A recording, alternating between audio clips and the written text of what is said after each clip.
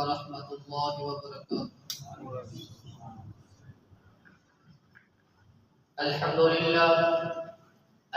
لله نحمده ونستعينه ونستغفره ونؤمن به ونتوكل عليه ونعوذ بالله من شرور أنفسنا ومن سيئات أعمالنا. من يهده الله فلا مضل له ومن يضلل فلا هادي له. وأشهد أن لا إله إلا الله وحده لا شريك له وأشهد أن محمدا عبده ورسوله. أما بعد فإن خير الحديث كتاب الله وخير الهدي هدي محمد صلى الله عليه وسلم وشر الأمور محدثاتها وكل محدثة بدعة وكل بدعة ضلالة وكل ضلالة في النار. يا أيها الذين آمنوا اتقوا الله حق تقاته ولا تموتن إلا وأنتم مسلمون.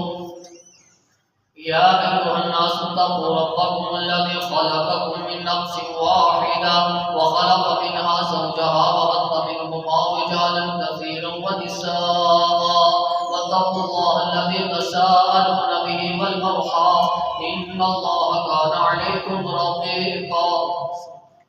يا أيها الذين آمنوا اتقوا الله وقولوا قولا سديدا يصلح لكم أعمالكم ويغفر لكم ذنوبكم ومن يطع الله ورسوله فقد فاز فوزا عظيما. اللهم صل على محمد وعلى آل محمد كما صليت على إبراهيم وعلى آل إبراهيم إنك حميد مجيد. اللهم بارك على محمد وعلى آل محمد كما باركت على إبراهيم وعلى آل إبراهيم إنك حميد مجيد. اللهم رب اشرح لي صدري ويسر لي أمري واحلل عقدة من لساني يفقهوا قولي. اللهم انفعنا بما علمتنا وعلمنا ما ينفعنا وزدنا علما. اللهم رب زدنا فهما. أما بعد فأعوذ بالله السميع العليم من الشيطان الرجيم من همزه ونفخه ونفثه. بسم الله الرحمن الرحيم.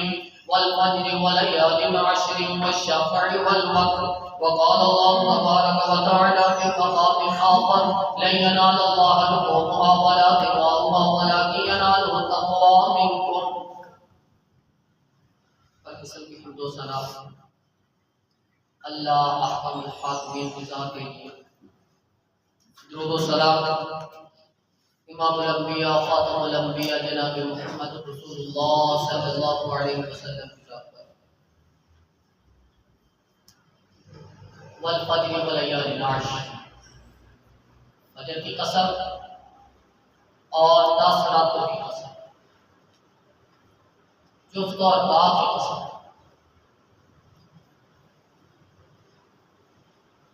ذی الحج کے ایام بڑے ہی اہم ایام ہیں.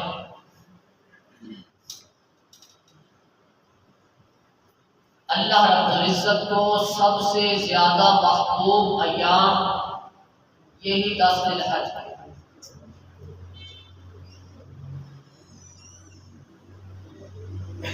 اسلام میں اس کی اہمیت اور اس کی فضیلت اور ہمارے قربانی کے معاملات میں کون سی شرائط لاگو ہونی چاہیے جو ہم قربانی کرتے وقت جانور خریدیں، اور قربانی کرتے وقت ہمارے اوپر شرائط لاگو ہوتی ہیں وہ کون کون؟ 2 چیزیں بیان کریں.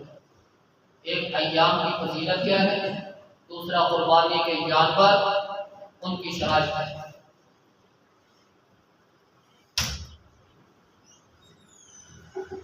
ان ایام کی فضیلت میں اتنا ہی کافی ہے کہ اللہ رب العزت والا یال عشر ان 10 ایام کی قسم اٹھا لے.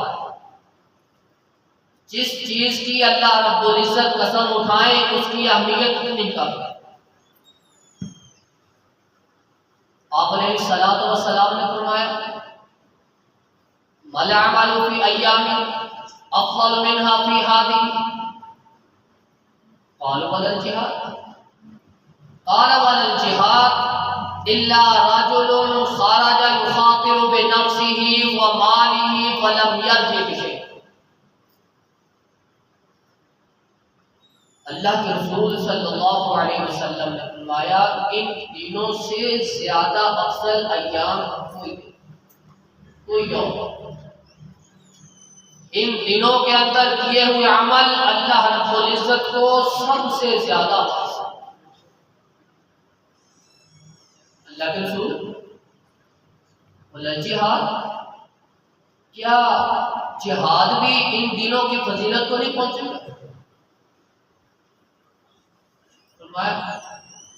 ہاں، الا رجل خرج يخاطر بنفسه وماله. ہاں، ایک چیز نہیں، جہاد کے لیے گیا، اپنا مال بھی لے گیا، اپنی جان بھی لے گیا، فلم یأتی بشیء، نہ مال واپس آیا اور نہ جان واپس. جان بھی جہاد میں اللہ کے راستے میں قربان کر دی، مال بھی قربان کر دیا، پھر ان دنوں کی فضیلت کو پہنچ سکتا ہے، ورنہ ان دنوں کی فضیلت کو کوئی عمل نہیں. اللہ رب العزت کو ان دنوں کے عمل اتنے محبوب. جہاد اللہ کے راستے میں شہید ہونے والے کے خون کا قطرہ زمین پہ گرتا نہیں، اللہ رب العزت اس کے گناہوں کو پہلے معاف کر دیتا. یہاں کہ نہ اس کی جان بچے نہ اس کا مال بچے، دونوں اللہ کے راستے میں قربان ہو جائیں، پھر ان دنوں کی فضیلت کو ہو سکتا.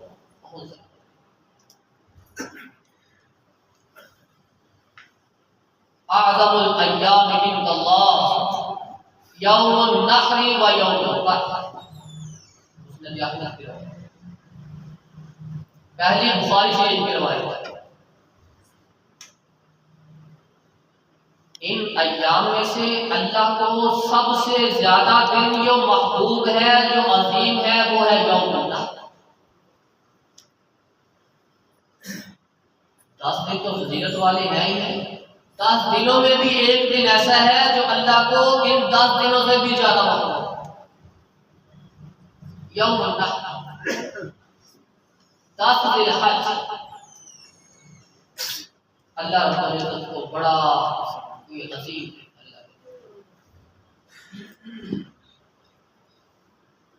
آپ علیہ الصلوۃ والسلام نے فرمایا پھر یوم القر، یوم النحر سب سے عظیم دن، اس کے بعد پھر یوم القر 11 ذی الحج کا دن بھی اللہ کو بڑا مانا. ان 10 دنوں میں 10 ذی الحج کا سب سے زیادہ محبوب، پھر اس کے بعد یوم القر 11 ذی الحج، 2 دن اللہ رب العزت کو بڑے محبوب.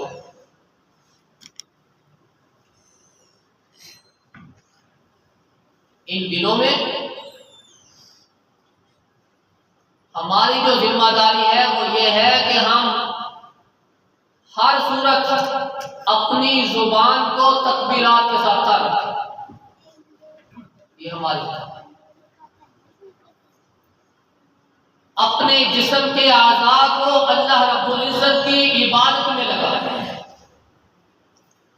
یہ ہمارے اوپر لگتا ہے.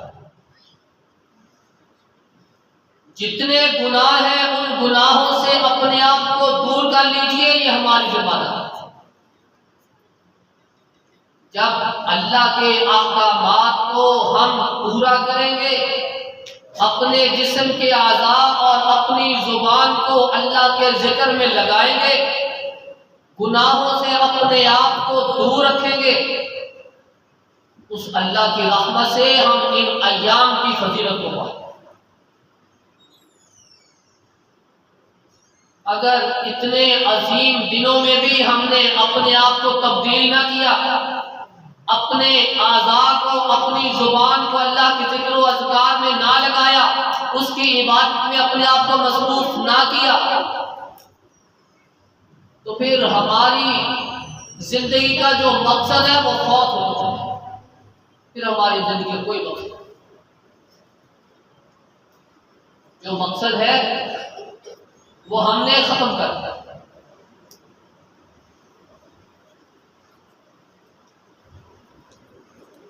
ان دنوں کی فضیلت سے یہ مختصر سا، کیونکہ وقت کے ساتھ ساتھ اتنا ہی کافی ہے کہ یہ اللہ رب العزت کو بڑے محبوب ہیں۔ لَن يَنَالَ اللَّهَ لُحُومُهَا وَلَا دِمَاؤُهَا وَلَٰكِن يَنَالُهُ التَّقْوَىٰ۔ دوسری چیز کہ قربانی کے لیے شرائط کون سی؟ پہلی شرط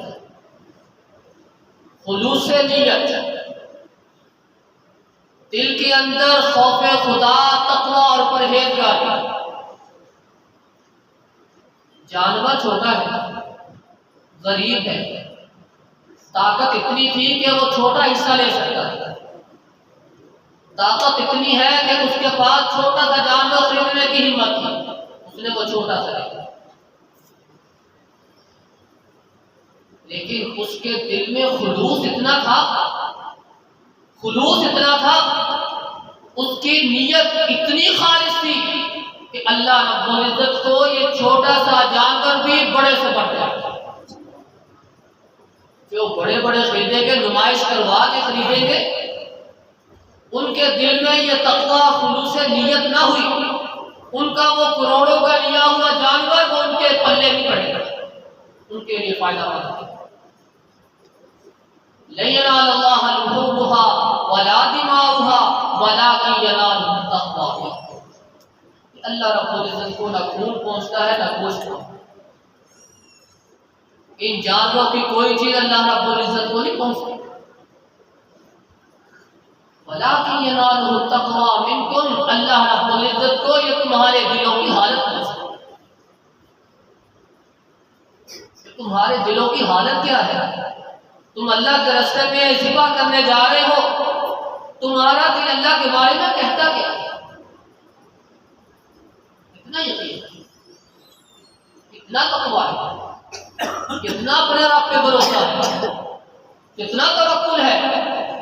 اللہ رب العزت نے یہ دل کی کیفیت کو دیکھنا ہے، جانور کو دیکھنا نہ۔ اللہ رب العزت کو جانور کا کوئی حصہ پہنچتا۔ خلوص نیت پہلی شرط ہے۔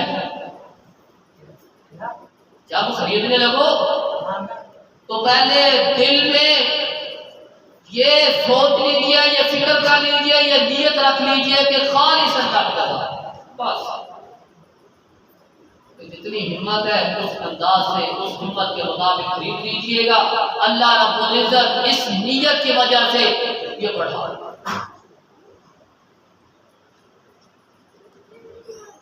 دوسری چیز، دوسری شرط، عمر شریعت کے مطابق محدود ہونی چاہیے۔ جتنی شریعت نے لاگو کیا اتنی عمر ہونی چاہیے۔ لا تذبحوا الا مسنا، دوندے کے علاوہ تم ذبح نہ کرو،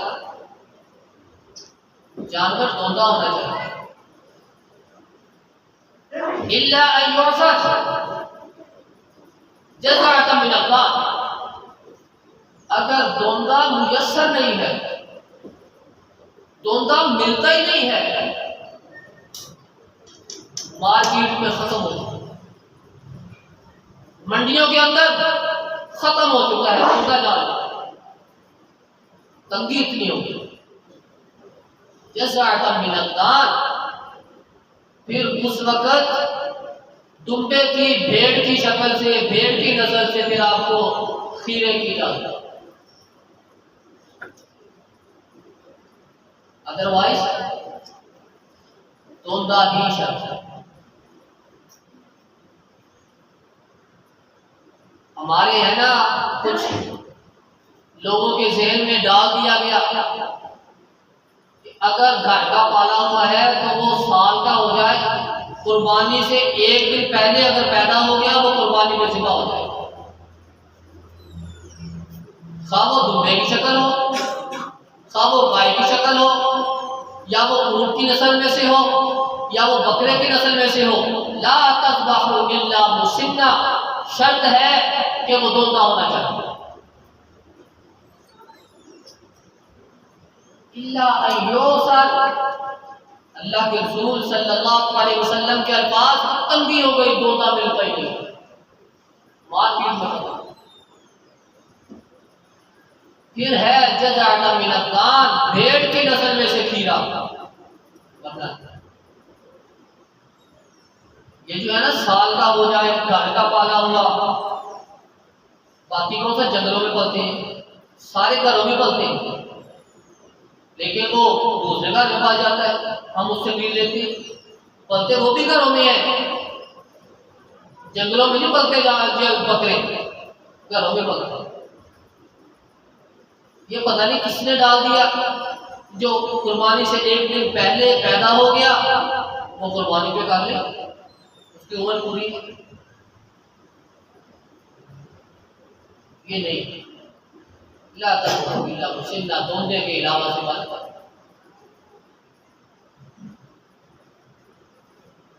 سوائے تنگی کے.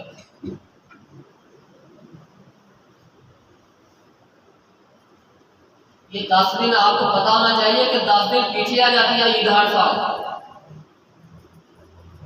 تو سال تو پھر بھی پورا نہ ہوا، اس پہ 10 دن کم ہو گئے. لیکن یہ کوئی شرط نہیں، شرط یہی ہے کہ لا تذبحوا الا مسنہ، دوندا ہونا چاہیے کسی نسل سے. دمبے کا 6 ماہ کا لے کے کر دیتے ہیں ہم، ہو گیا جی پورا، اس کی عمر پوری ہے، 6 ماہ کا بچہ. رسول اللہ صلی اللہ علیہ وسلم نے جو قید لگائی وہ لا تذبحوا الا مسنہ، دودے کی.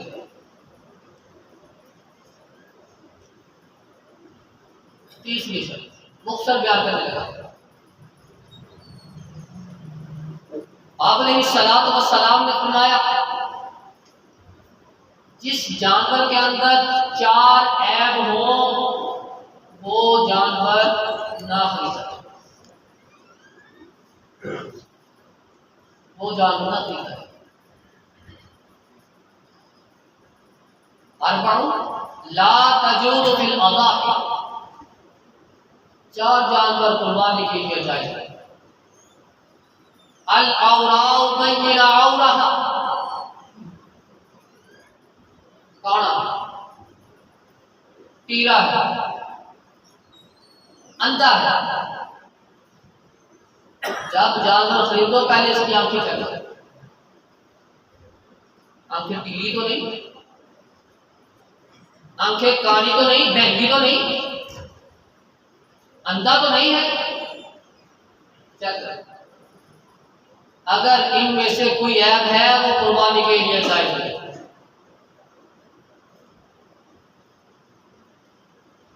والمریض بین مرض، ایسا بیمار ہے اس کی بیماری واضح نظر آ رہی ہے کہ بیمار ہے. یہ نہیں دیکھنا کہ 10,000 گھٹ مل رہا ہے. لن تنالوا البر حتى تنفقوا مما تحبون، وہ نیکی ہے ہی نہیں، وہ نیکی ہے ہی نہیں. نیکی یہ ہے کہ جو تم اپنے لیے پسند کرتے ہو وہ اللہ کے راستے میں قربان کرو، وہ اللہ کے راستے میں خرچ کرو، پھر ہے نیکی. جس چیز کو اللہ کے راستے میں قربان کرنا ہو پھر اس میں 10,000 کم کیوں؟ ایک دار کو 15,000 کم ملے تو لے لو، کیوں؟ اس کا مطلب اس کی رضا للہ نہیں ہے، دکھلاوا ہے. کہ لوگ کیا کہیں گے اس نے قربانی نہیں کی. ایسا بیمار ہے، اس کی بیماری واضح ہے، نظر آ رہی ہے کہ یہ بیمار ہے.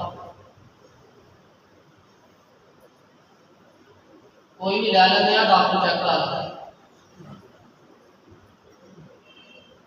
پھر کیا؟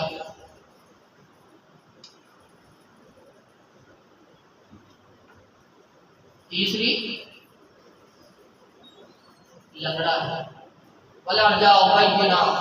ضلع لنگڑا پن اس کا ظاہر ہو رہا ہے، واضح ہو رہا ہے یہ لنگڑا ہے۔ جب چلتا ہے اس کے جو پٹھوں کو کھچاؤ ہوتا ہے،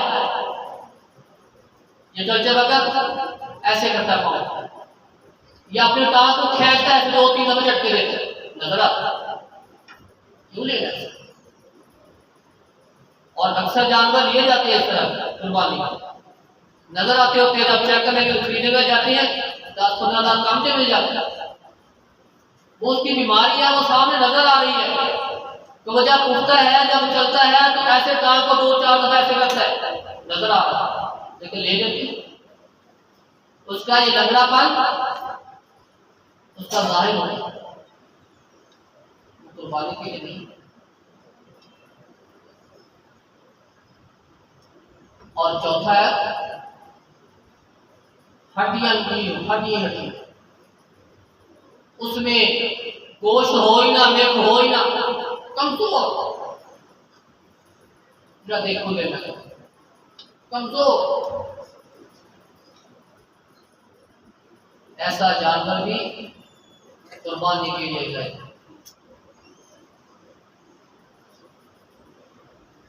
4 قسم کے جانور جس میں یہ عیب ہو، کان کٹا ہو، آگے سے کٹا ہو، پیچھے سے کٹا ہو، شرقہ ولا خرقہ، مقابلۃ ولا مدابرۃ، گلائی میں کٹا ہو، آگے سے کٹا ہو، پیچھے سے کٹا ہو، چیرا دیا ہو، آگے سے پیچھے سے، سینگ آدھا ٹوٹا ہوا ہو، یہ سارے آتے ہیں، یہ سارے آتے ہیں۔ جب ہم کوئی چیز خریدنے کے لیے جاتے ہیں، اپنے چلو سیدھی مثال دیتے ہیں، جدو آپ منڈا بیانا ہوئے کڑی لبڑے پہ کے کتا لبڑے تھوڑے بول کر سادہ مت اکھا چاہ کر ایک دو کو اکھا چاہ کر ٹول چاہ کر وہی کتا توڑ دیا ہے۔ ہر چیز پوری ایکٹیو ہو کے چیک کرے گا، اندر کوئی منہ چیک کر لیا اٹھنا بیٹھنا کتا ہے، سارے 3-4 جائیں گے، 3-4 اپنے اپنے فنکشن دیکھ کے آئیں گے۔ جب اللہ کی رضا کے لیے ہو تو اپنے کے لیے نا، تو ہر چیز کو ٹٹولتے ہیں، جب اللہ کی رضا کے لیے دیکھنا ہے تو پھر کیوں ٹٹولتے ہیں؟ پھر بھی دیکھیں کوئی عیب دار تو نہیں، جو چیز ہم اپنے لیے پسند نہیں کر رہے وہ دوسرے اللہ کی رضا کے لیے، اللہ کے لیے کیوں پسند کر رہے؟ وہی اللہ کی رضا کے لیے ہے جو اللہ کو پسند ہے۔ خود پسند کرو وہی اللہ کے راستے میں قربان کرو۔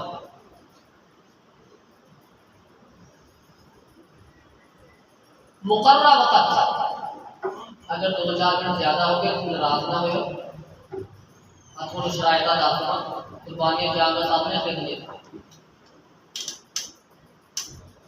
اگلی شریعت جو شریعت نے وقت کو مقرر کر دیا اس کے مطابق ہی قربانی ہے۔ آپ علیہ الصلوۃ والسلام کا فرمان، من ضحى قبل الصلاة فإنها ذبح لنفسه ومن ذبح قبل الصلاة ومن ذبح بعد الصلاة فقد تم نسكه وأصحاب سنته۔ آپ علیہ الصلوۃ والسلام نے بات کر کہ جس نے قربانی کرنے سے پہلے، عید کی نماز پڑھنے سے پہلے قربانی کی، اس کی قربانی نہیں، وہ اس کے اپنے جان کے لیے، نفس کے لیے جو گوشت عام کھا لیا اس نے وہ چھپا دیا۔ ومن ذبح بعد الصلاة فقد تم نسكه وأصاب سنة النسك۔ مسلم شریف کی روایت ہے، جس نے عید کی نماز پڑھنے کے بعد قربانی کی وہ اس نے اپنی قربانی کو مکمل کر دیا، اس نے مسلمانوں کی سنت کو ادا کیا۔ اب اس میں ایک نقطہ نوٹ کر لیجئے، اور ہمارے اکثر یہ ہو جاتا ہے، ایک تو ساڑھے کسائیوں میں لالچ بڑی ہوتی ہے اپنے مزدوری کی، عید نہیں پڑھتے ہوتے، اکثر نہیں پڑھتے، اپنے کپڑے چپڑے پا کے نا تیار ہو کے بیٹھے ہوتے، سرکار تسی 5 بجے آئی کہ عید پڑھ لیو تاکہ 5-7 جانور سٹھانے آ تو ٹائم نہ ہو جائے۔ نقطہ سمجھ لیو، جو حصے دار گائے کے اندر 7 حصے، اونٹ کے اندر 10 بھی ہو سکتے ہیں، اونٹ کے اندر 10 بھی ہو سکتے ہیں، گائے کے اندر 7 حصے۔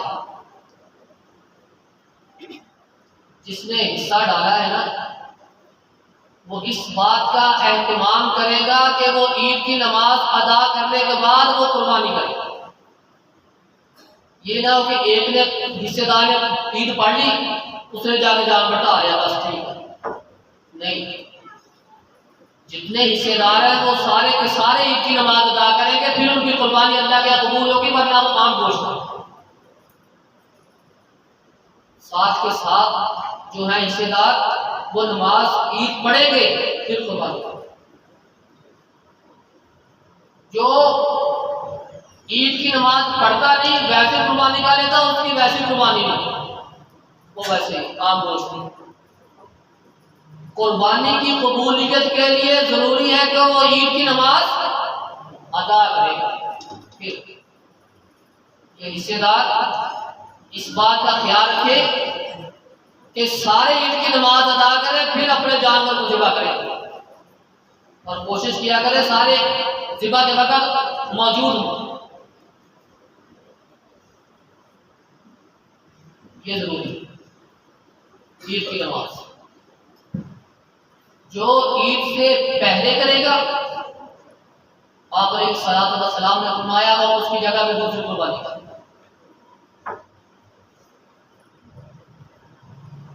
اب اس میں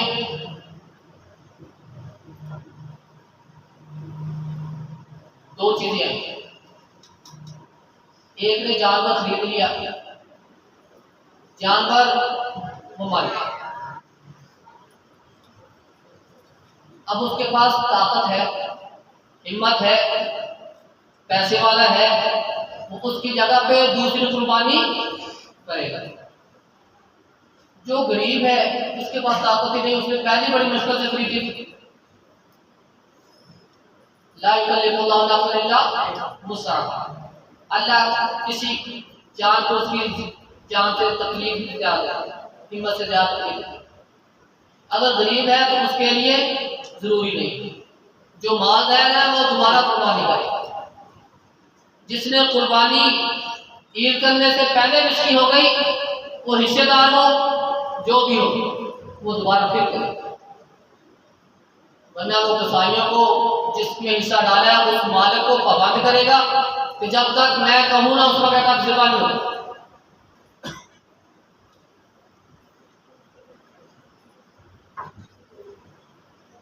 اگلی شرط بہیمۃ الانعام، پالتو جانور، پالتو جانور اس میں کون کون سے جانور ہیں؟ قربانی کے حساب سے دیکھیں، ویسے تو پالتو جانور میں گھوڑا بھی ہے، یہ کسی نے نہیں کرنا، جب کٹے قربانی آئے گی پھر سارے پوچھیں گے کہ کر لیں یا نہ کریں۔ گھوڑا بھی حلال ہے اور گھوڑا پالتو جانور ہے،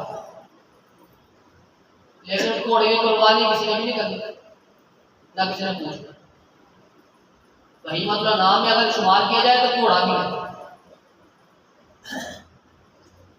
وہی مطلب نام میں اگر کٹا شامل ہے،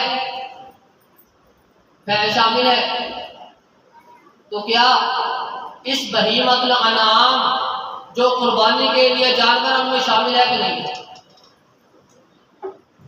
سارا سال کھائیں، حلال ہے۔ حلال جانور جتنے بھی ہیں، جنگلی ہیں، وہ بہیمۃ الانعام ہے، گھریلو ہے، سارے کھائیں، ٹینشن کوئی نہیں۔ جب آئے گی قربانی کی باری تو پھر ہم بہیمۃ الانعام دیکھیں گے کون کون سے بندے ہیں، کیسے پتہ چلے گا؟ رسول اللہ صلی اللہ علیہ وسلم کی زندگی کا حصہ دیکھیں، آپ کی زندگی میں یہ بہیمۃ الانعام کون سے جانور تھے۔ ایک آپ کو اصول بھی بتا دوں، جب اصل موجود ہوتی ہے پھر قیاس کی ضرورت نہیں پڑتی، جب اصل ختم ہو جائے قیاس اس وقت آتا ہے۔ یہ اصول یاد رکھیے گا کہ جب تک اصل ہے اس وقت کا قیاس نہیں، جب اصل ختم ہوگا پھر قیاس کی ضرورت آئے گی۔ ہمارے پاس اصل جب موجود ہو تو پھر قیاس کی ضرورت نہیں۔ اللہ کے رسول صلی اللہ علیہ وسلم کے دور میں بہیمۃ الانعام میں اونٹ تھا، گائے تھی، نار اور مادہ، بچڑا اور گائے،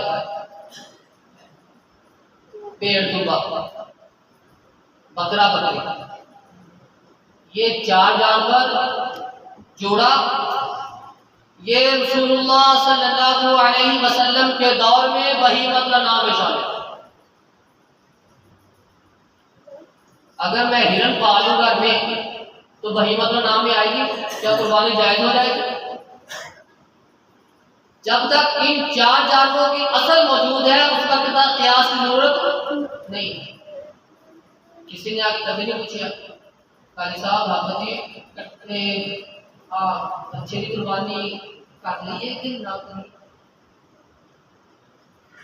جائے گا؟ تو پوچھا کہنے والے پوچھا گے کٹے کے بارے، جدو بھی سوال ہوئے گا کٹے کے بارے۔ جس جانور کے اندر شک ہے ہوئے گا، جس وقت اے لفظ آ جان تو پھر وہ شک والا جانور اللہ کے راستے اندر قربان نہیں کرے۔ جڑے یقینی جانور ہیں ان کو اللہ کے راستے میں قربان کرے۔ یہ لذتیں، یہ ٹیسٹ، یہ سارا سال یہ ہم چیک کرتے ہیں۔ جب اللہ کی رضا کے لیے کرنا ہو تو پھر وہی کرے جو رسول اللہ صلی اللہ علیہ وسلم کی سنت سے ثابت ہے۔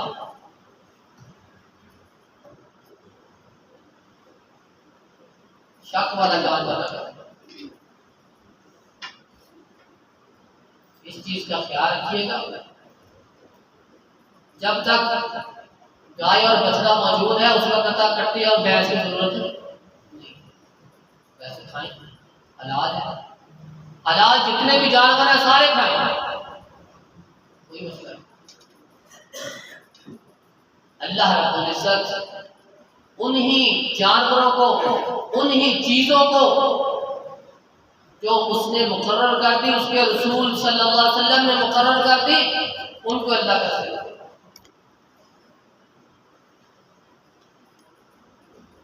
ایک اور چیز، ٹائم زیادہ ہو گیا معذرت، ایک چیز اور نقطہ تو بتا دیں، یہ بھی بڑا ٹرینڈ چلے آیا ہے۔ ایک قربانی کو ضروری ہے، وہ فلسطین والے بھوکے مر گئے،